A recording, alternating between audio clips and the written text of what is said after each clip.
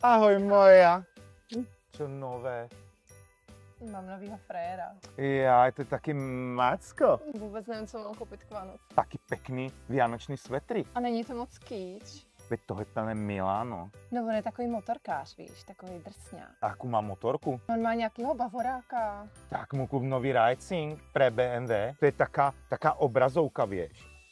To si dá do navigačného také kolisky, vieš, a to má také zrkadielko, tam má aplikácie, môže si tam dať aj teba, keď mu voláš, a nebo tam má takú navigáciu. A jak to víš? Lebo to má Roman, vieš. Kdo?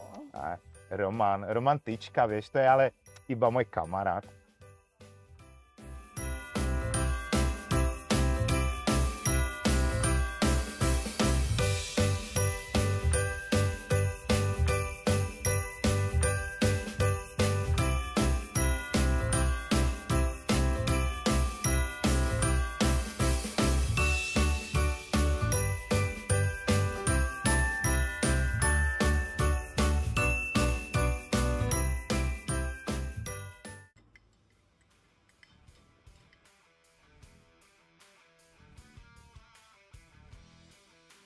Ty počúvaj, to si ty ten Duško?